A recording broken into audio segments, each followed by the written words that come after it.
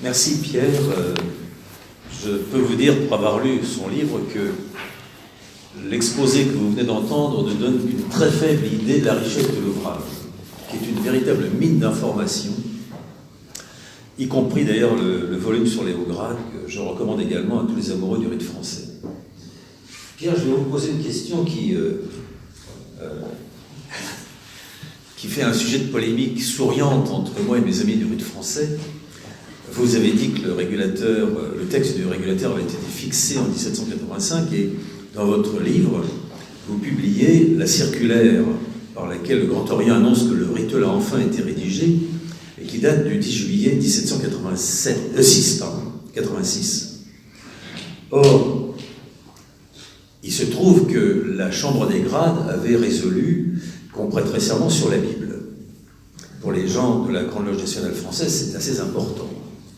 Je subodore, puisque le régulateur du maçon, y compris le manuscrit de 1786, fait prêter serment sur les statuts généraux de l'ordre, que le rédacteur a profité du fait que la commission ne se réunissait plus. Et que 1786 est un tout petit peu plus loin que 1785. Il n'aurait peut-être pas osé faire ça en 1785. C'est une hypothèse.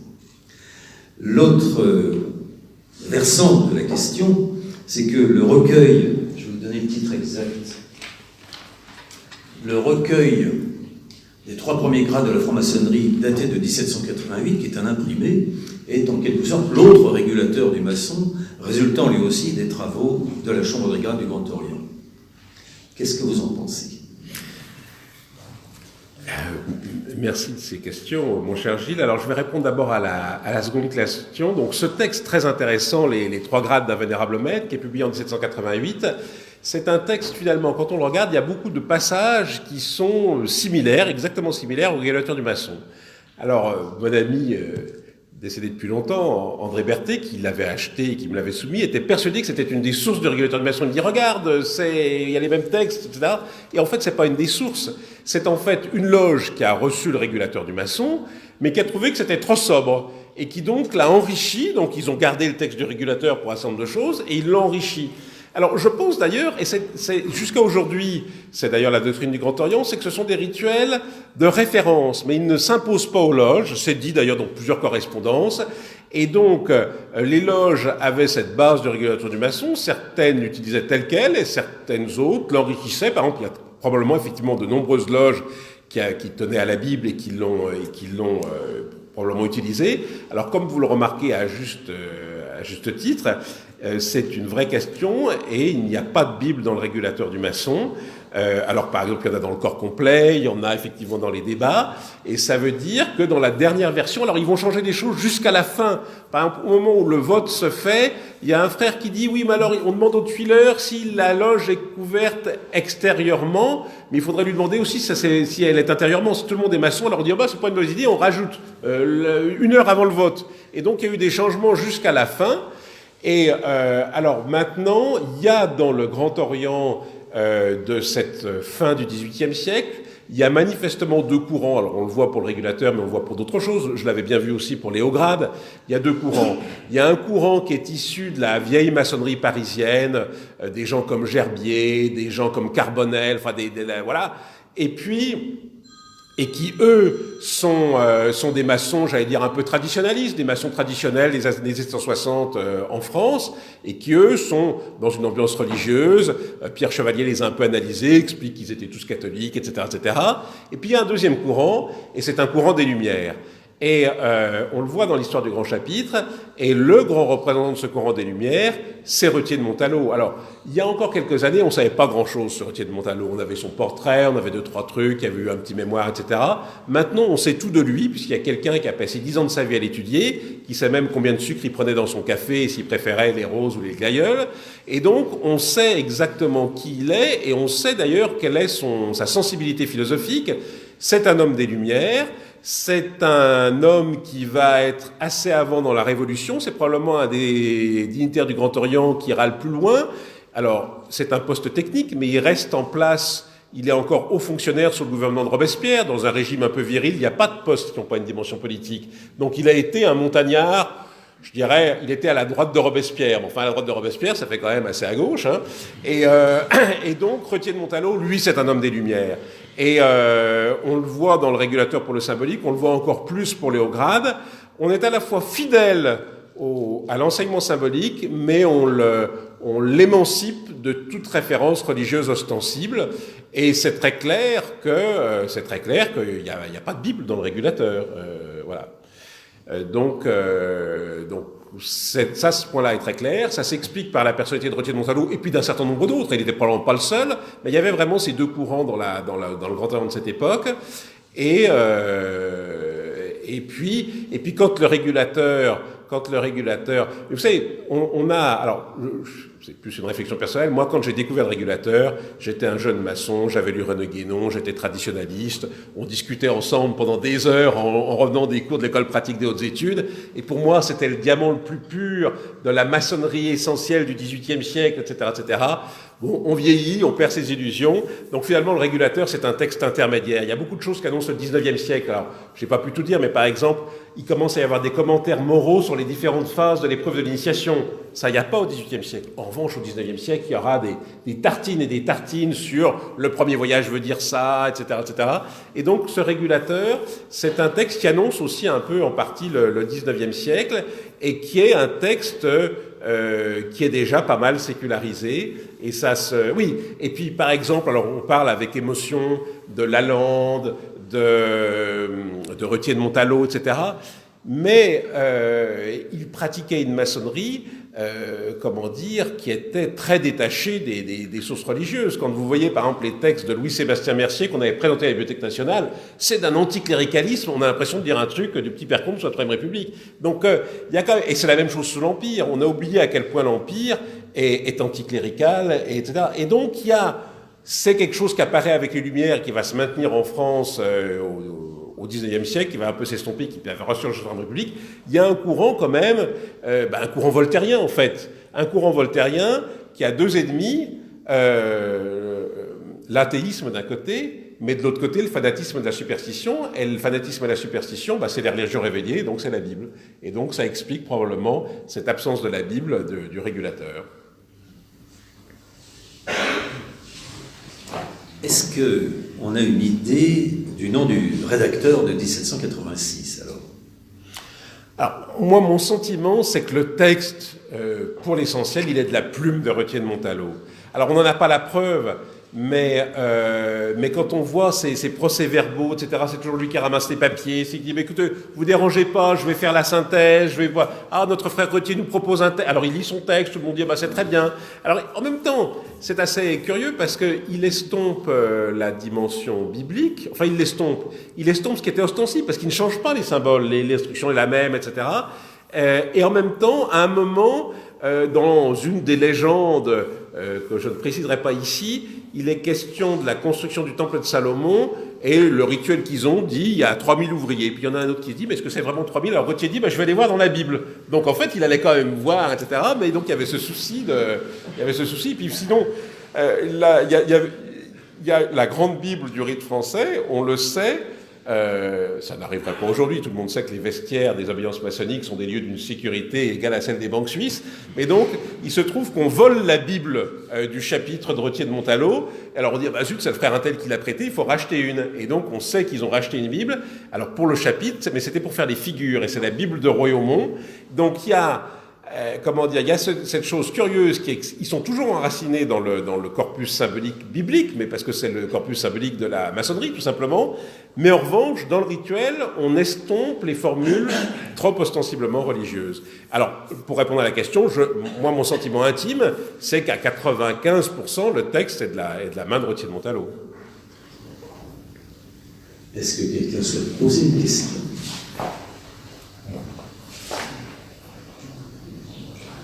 On vous passe le micro. Jean-François Blandel. Tout d'abord, je tiens à vous remercier de tout cet éclairage que vous avez donné. J'ai plusieurs petites questions à poser. Tout d'abord, vous avez parlé des divulgations, la plus ancienne étant celle du lieutenant de police Hérault, puis celle de lieutenant de police Perrault, pardon, et celle de Perrault, de l'abbé Perrault. Celle de l'abbé Perrault, donc, qui date de 1742-44, à un moment donné, il dit, finalement, il parle des 3 degrés, mais il dit finalement, il y a des écossoirs qui se disent supérieurs aux maîtres et qui ne veulent absolument pas que les maîtres entrent dans leur sénat, comment ça voulait dire ça.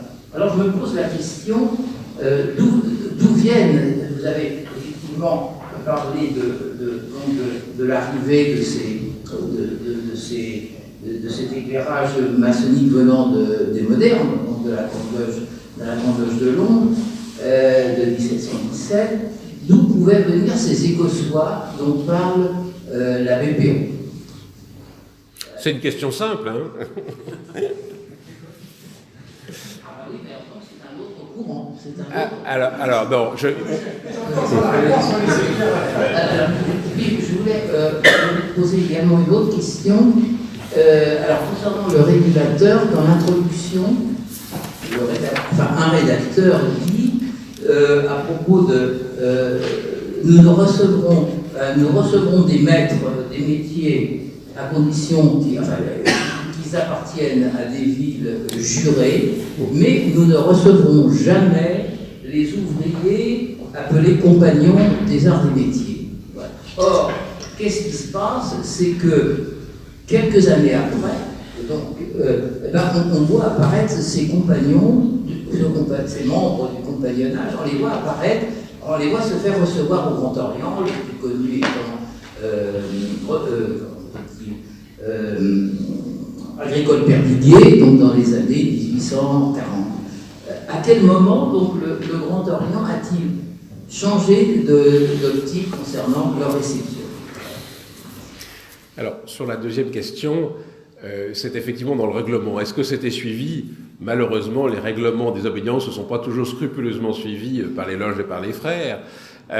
Et par exemple, alors, c'est vrai que peut-être qu'effectivement il y avait un refus de recevoir des compagnons, une sorte de ségrégation sociale, mais en revanche, beaucoup de ces maçons actifs étaient des maîtres des métiers pénibles, par exemple, étaient maîtres plumassiers, d'autres maîtres tabletiers, etc. Donc ils avaient dû quand même passer par un parcours un peu de confrérie ou de communauté de métiers.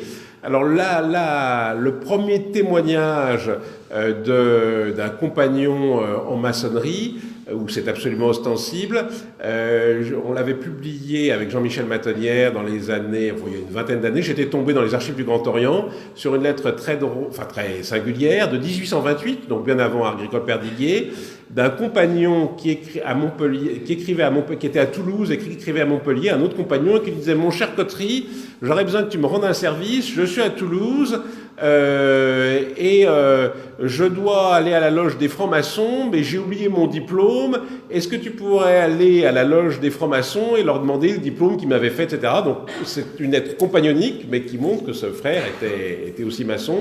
Donc au-delà de ce témoignage particulier, l'arrivée massive des compagnons dans la maçonnerie, c'est l'époque romantique, hein, c'est George Sand, etc. C'est cet grand enthousiasme romantique, fusionnel. Alors maintenant, au XVIIIe siècle, je pense qu'il y en a eu, mais c'est vrai que cette phrase est un peu difficile à interpréter. Alors ça, c'était sur le premier plan. Maintenant, sur le problème des Écossais, donc des hauts grades, puisque les Écossais, c'est le début des hauts grades, je vous renverrai au prochain numéro de Renaissance traditionnelle, qui est entièrement consacré aux origines des premiers grades d'Écossais, alors qui prend un peu de retard, parce que l'un des grands articles, l'auteur me téléphone toutes les semaines en me disant: j'ai encore trouvé des choses, j'ai encore besoin d'une semaine, donc là, ça fait la 3e fois, donc il va falloir qu'il s'arrête. Mais donc on va publier un très gros numéro sur les origines des grades d'Écossais. Alors on peut en dire 2 mots quand même. Il y avait une théorie classique, qui était d'ailleurs partagée par les Anglais et les Français, qui était de dire, grosso modo, la vraie maçonnerie, c'est les 3 premiers grades. Et puis, il y a un truc au-dessus pour les gens qui n'ont pas tout compris, qui sont au mieux un heureux complément, au pire des rubans supplémentaires qui ne devraient pas être, c'était les hauts grades. Et ça, c'était à la fois la doctrine des Anglais et celle d'ailleurs du Grand Orient, etc. Mais, et donc, oui, les Anglais disaient c'est une création française. On dit que les hauts grades étaient certainement de création française. Et donc, et il faut dire qu'ils se sont beaucoup développés en France au XVIIIe siècle. Maintenant, il est à peu près certain que le premier haut grade, donc le grade de maître écossais, est d'origine anglaise, et il est aussi à peu près certain qu'il apparaît très vite dans le sillage de la première maçonnerie spéculative, et donc son thème qu'on va retrouver dans tous les systèmes, qui est le thème d'un secret perdu et retrouvé, qui est le thème de l'Arc royal finalement, eh bien il va arriver très vite sur le continent. Vous savez qu'on a la chance d'avoir dans les collections du Grand Orient le registre de la loge écossaise de Berlin, qui est une loge écossaise en 1742, donc c'est très très tôt. Et puis, ces hauts grades vont se développer, se multiplier. Alors, est-ce que c'est un courant différent ? À l'origine, non, parce que ça apparaît dans le sillage de la première grande loge en Angleterre, les grades de Scott Master, de maître écossais.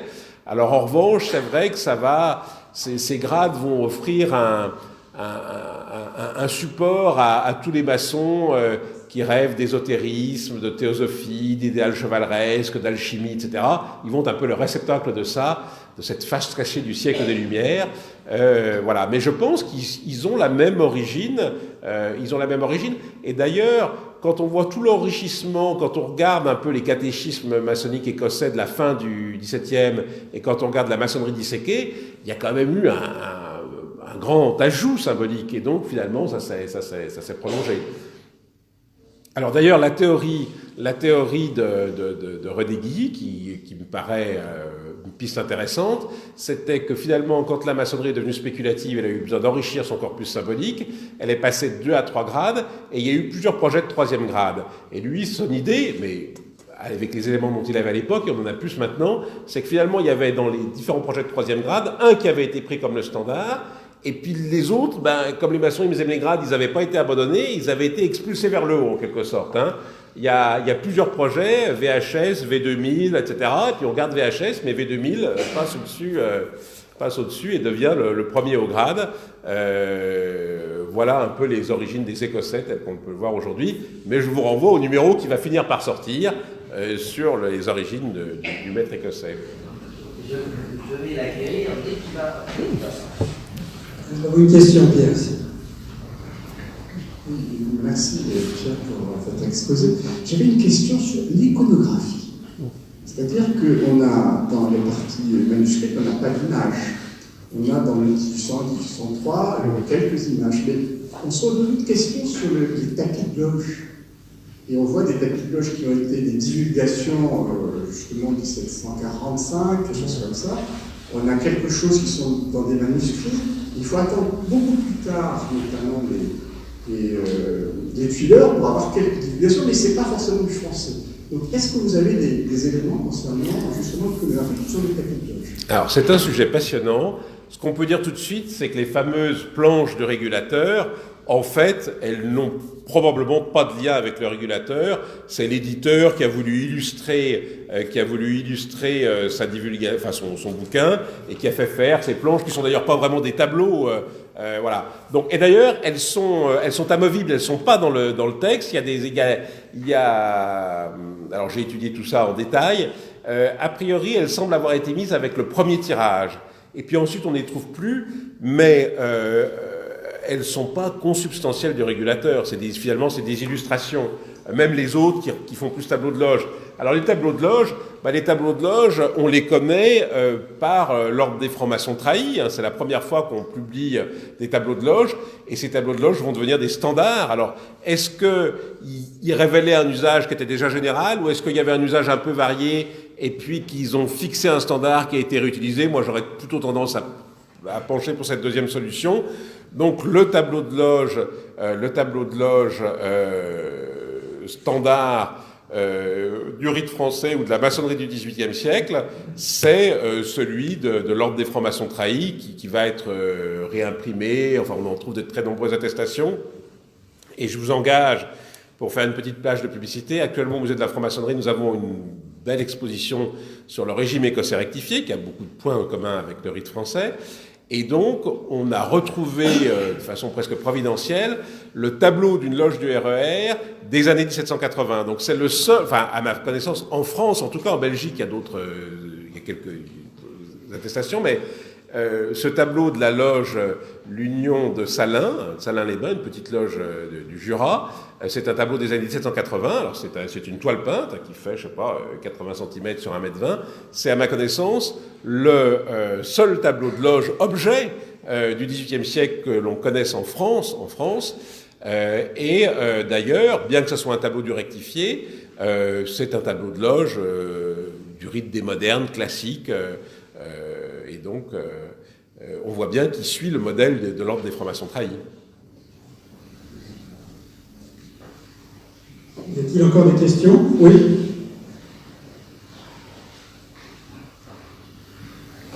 Bonsoir, je vous remercie pour cette conférence de très bonne qualité et aussi de nous expliquer, disons, le rite français.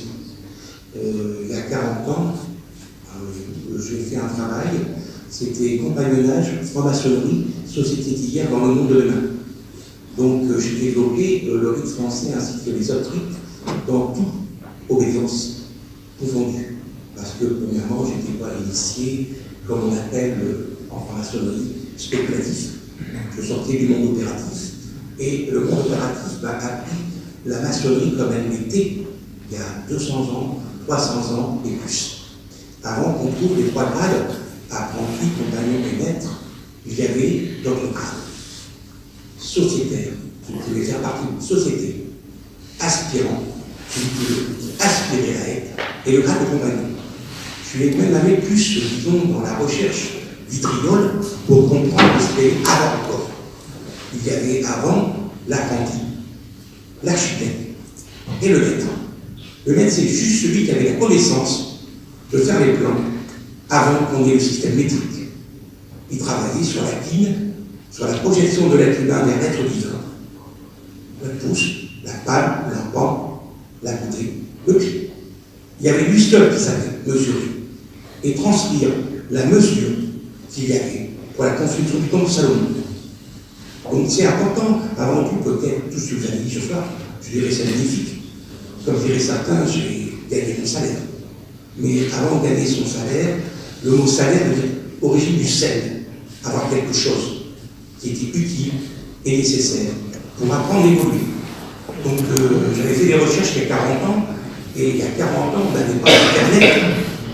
Les livres étaient plutôt fermés, les librairies ésotériques et maçonniques, vous n'avez pas. Donc je vous remercie pour votre travail ce soir. Quelle est la question? Pour montrer l'évolution de la maçonnerie et savoir aussi comment on pratique la maçonnerie au rite français dans les différentes obédiences. Savoir si tout le monde se pose sur la question, c'est du standard ou différent par rapport aux obédiences. Alors, il y a la question explicite et la question implicite. La question implicite, ce sont les liens entre le rituel maçonnique, le rite français en l'occurrence, et le compagnonnage.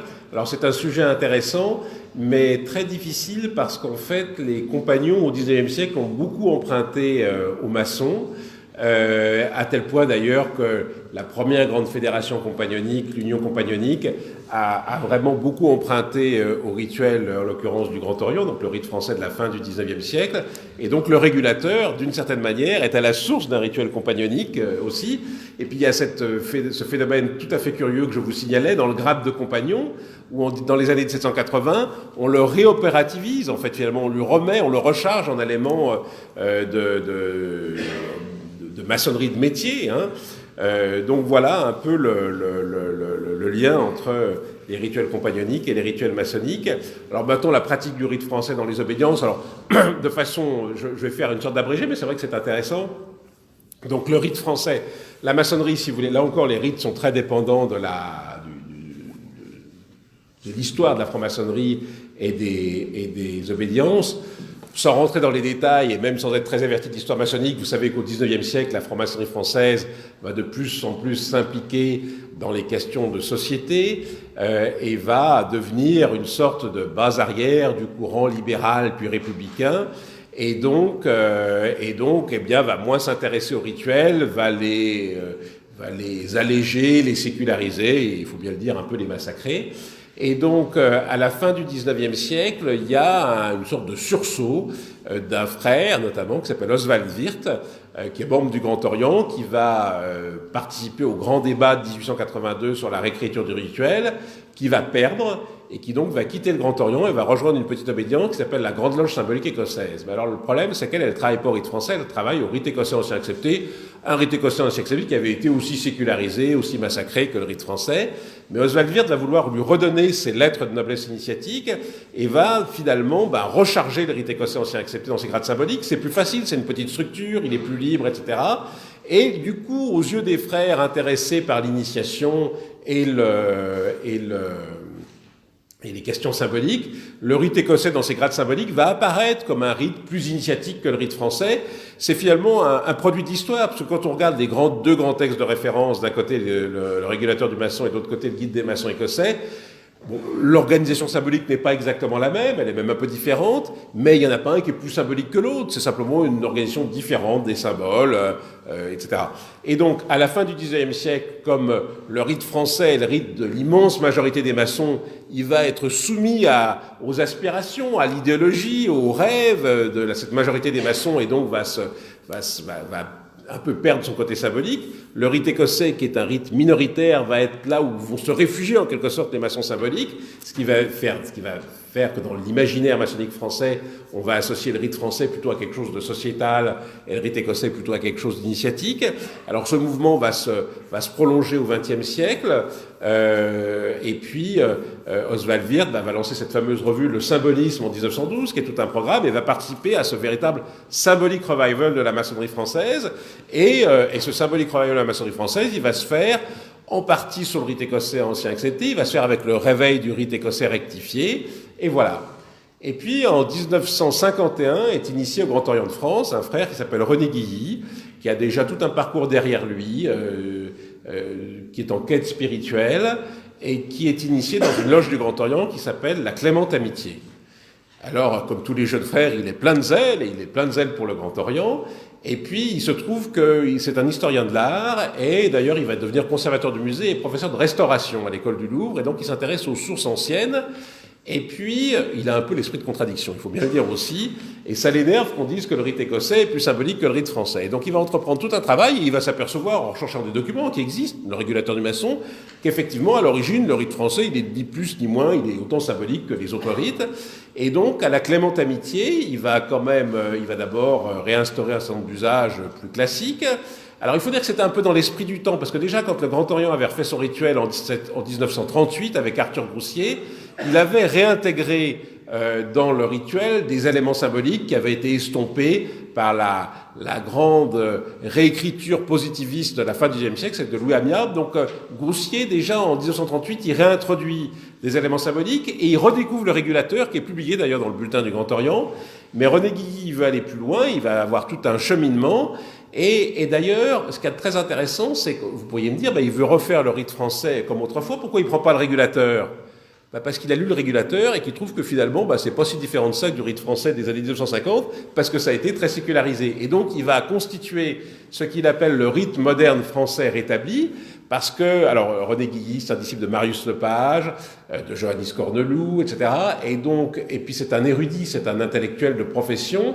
Donc c'est Marius Lepage qui lui dit, regarde ce que font les Anglais. Donc il va tomber sur les travaux des accusés, il va tomber sur ce livre extraordinaire qui s'appelle les Early Masonic Catechism, et il va dire, le régulateur, c'est déjà mieux que ce qu'on fait, mais il y a encore mieux, il faut revenir au XVIIIe siècle, et il va donc refaire un rite français comme il l'imaginait au XVIIIe siècle. Il va l'appeler le rite moderne français rétabli. Rite moderne parce que c'est le rite des modernes, français parce que c'est la version française, et rétabli parce que c'est une reconstitution. Alors ce rite moderne français rétabli va connaître d'abord un succès d'estime au Grand Orient, il va se diffuser un peu au Grand Orient, pas mal même, et puis en 1963, René Guilly va découvrir la Grande Loge symbolique et tradition, enfin la Grande Loge nationale française Opéra, donc la GLTSO, Et donc, il va découvrir le rectifié. Il va s'affilier à la GLTSO, et puis il va continuer. Et ce qu'il faut bien comprendre, c'est que finalement, eh bien, on est des initiés, mais on est aussi des hommes de notre temps, et on est un peu ce qu'on est dans la vie. Et comme il était restaurateur, eh bien, au fur et à mesure de ses découvertes, il va changer son rite français traditionnel.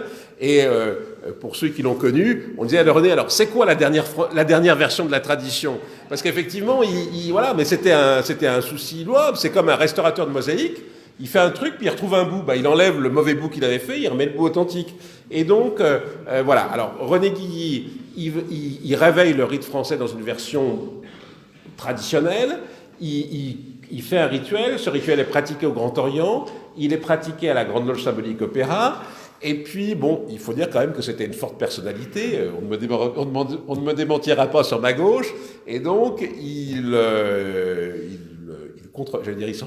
a une controverse avec les frères d'opéra à l'occasion de l'initiation de quelqu'un, alors peut-être pas les plus jeunes, que vous avez connu, qui était Louis Powell, animateur de Planète. Donc il claque la porte d'opéra et il crée la Loge nationale française. Et donc lui, il venait de la GLNF Opéra, et donc il dit, bah oui, mais c'est une loge nationale, mais elle n'a pas à être grande, d'ailleurs on n'est pas grand, on est un petit mouvement, et donc il va redévelopper, donc c'est la troisième obédience qui va pratiquer le rite français traditionnel. Et puis, c'était un maître, mais les maîtres, c'est pas toujours facile à suivre. En tout cas, au bout de certain nombre d'années, il y en a qui ont du mal à suivre. Et en 1979, il y en a qui vont claquer la porte et qui vont rejoindre la GLNF, pas Opéra du tout, donc la GLNF. Et donc, c'est l'arrivée du rite français avec des disciples de René Guilly, Edmond Mazet, Roger Girard, etc., et qui vont créer le rite français traditionnel, enfin le rite français à la GLNF. Alors, on m'a raconté une anecdote, mais comme moi je suis plutôt de l'autre camp, je ne sais pas si elle est bien vraie, donc je vais vous la raconter, vous allez me dire si elle est vraie. René ne disait rien, donc ses disciples disaient, oui, mais quand ils sont passés à la GLNF, on a dit, on va voir si c'est bien, on va les envoyer à Londres. Et Londres aurait répondu, c'est trop chrétien, et les grades symboliques, ça doit être universel. Et donc, on a pratiqué le régulateur du maçon à la GNF et pas le rite français traditionnel. Alors, je ne sais pas si l'anecdote est vraie, mais en tout cas, elle est intéressante parce qu'elle montre bien que le régulateur est un texte, effectivement, qui, quand on le regarde bien, est déjà sur cette position un peu émancipée de ses sources religieuses. Voilà, donc il y a donc du rite français au Grand Orient, hein, c'est sa maison et sa base, à la Grande Loge, qui est maintenant la Grande Loge Symbolique et Traditionnelle Opéra, à la Loge Nationale Française, qui est d'ailleurs maintenant les Loges Nationales Françaises Unies, à la GLNF, et puis du coup un peu partout. Et puis, et puis en 1970, le Grand Orient de France a aidé la Grande Loge féminine de France à développer des loges au rite français. Et puis c'est toujours la même chose. L'intérêt du rite français, c'est qu'il a une grande cohérence et qu'il y a des textes de référence. Donc quand on s'intéresse vraiment au truc, on va voir les textes de référence, et dès qu'on commence à pratiquer le rite français, que si on intéresse un peu, on va vers le régulateur. Et donc au début, les premières loges féminines françaises à la GLFF, elles pratiquent le rite français dans sa version actuelle du Grand Orient, et puis il y a des sœurs qui s'intéressent à ça, et donc elles pratiquent aussi le rite français dans une version plus traditionnelle. Mais ce qu'il faut bien dire, c'est que le rite français est donc pratiqué maintenant dans toutes les obédiences, mais qu'il y a un seul rite français et que c'est simplement des versions différentes, Et puis, des versions différentes, mais qui d'ailleurs ont quand même des points communs. Moi, il se trouve que ma loge du Grand Orient pratique le rite français du Grand Orient, de référence qu'on donne aux loges quand elles s'ouvrent, etc. Et puis un jour, avec des frères, ils sont venus me voir, ils m'ont dit, Pierre, on est vraiment intéressé par les questions initiatiques, on devrait faire une loge au rite français, mais entre guillemets, le vrai, le rite français, etc. Donc je leur dis, on va faire une rite français au régulateur. Mais ils ont été très déçus, parce que finalement, il y a 2-3 trucs de plus que ce que sont faits dans une loge de rite français actuelle du Géo, mais tout ça est très proche. Donc vous voyez, ce rite français, il a vraiment une unité et une cohérence, et sa grande chance, par exemple, par rapport au rite écossais ancien accepté, c'est qu'il y a des textes de référence, et sa deuxième grande chance, c'est que finalement, alors je veux dire quelque chose d'un peu provoquant, mais comme on est un peu tard, ça va réveiller tout le monde, il a une grande cohérence, et surtout, il est fidèle à ses origines. On a un phénomène très curieux. Quand j'ai publié pour la première fois, la première édition de ce régulateur, c'était en 2004, le livre a été épuisé en 3 ou 4 ans. Alors ensuite, il n'a plus été disponible, non pas pour des raisons spéculatives, mais parce que l'éditeur était compliqué, etc., etc. Et ayant bien marché pour le rite français, il m'a dit qu'il faudrait faire un truc sur le rite écossais ancien accepté. C'est le rite le plus pratiqué en France maintenant, etc., etc. Et donc, on a publié une magnifique édition du Guide des maçons écossais avec une magnifique préface de Pierre Noël, qui est un maçon très savant, qui a un talent didactique, etc. Et on s'est dit, on va faire un tabac. Le rite français, on a fait un tabac. Alors là, le rite écossais, etc. Le plouf complet. Pourquoi ? Parce que quand un frère du rite français d'aujourd'hui, il est le régulateur du maçon, il s'aperçoit qu'il est chez lui. Quand un frère du rite écossais ancien accepté d'aujourd'hui, pour les grades symboliques, lit le guide des maçons écossais, il a l'impression d'un ovni.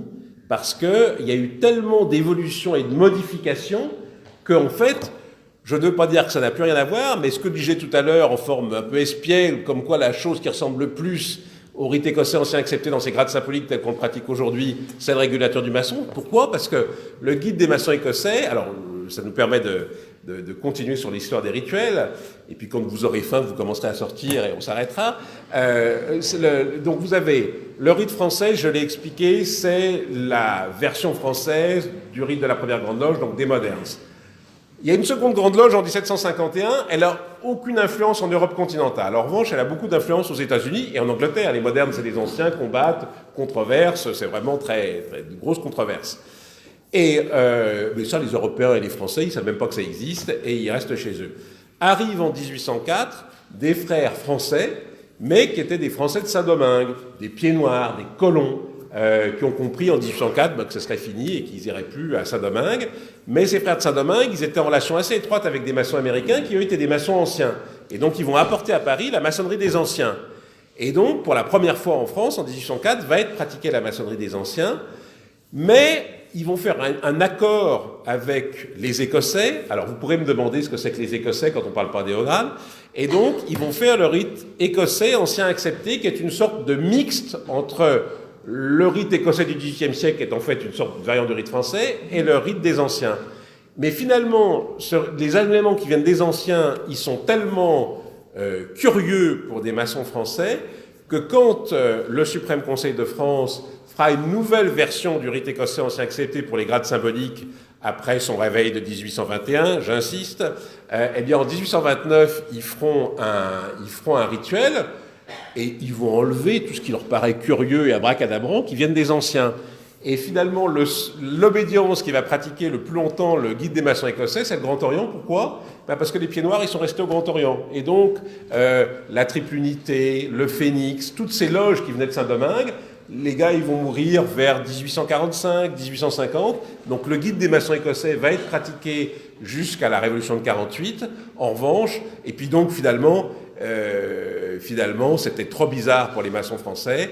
Et ce qui explique aujourd'hui que quand un frère du rite écossais ancien accepté dans les grades symboliques lit le guide des maçons écossais, il est assez étonné. Et finalement, les grades symboliques du rite écossais ancien accepté n'ont retenu des anciens que la structure de la loge et les mots des 3 grades. Mais sinon, tout le reste, c'est du rite français.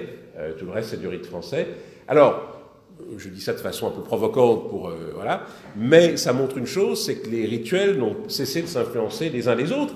Et d'ailleurs, inversement, quand à la fin du 19e siècle ou dans l'entre-deux-guerres, les frères du Grand Orient vont vouloir resymboliser un peu le rite français, ils vont aller piquer des trucs dans le rite écossais. Donc vraiment, l'homme d'un seul rite est comme... le maçon d'un seul rite, il faut être prudent maintenant, le maçon d'un seul rite est comme l'homme d'un seul livre, il est dangereux parce qu'il ne comprend pas la constitution de son corpus et donc il ne comprend pas bien ce qu'il fait. Alors c'est un état qui peut être confortable mais qui n'est pas satisfaisant. S'il n'y a plus de questions, Pierre, nous tenons très sincèrement, fraternellement, à te remercier pour ce magnifique exposé.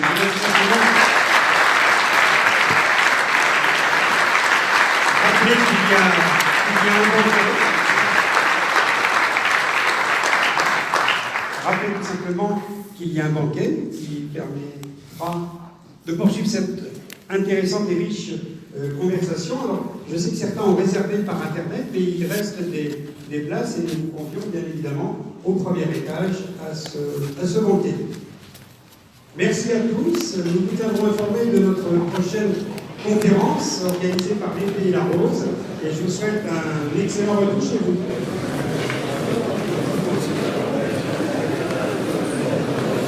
question quand même. Hein.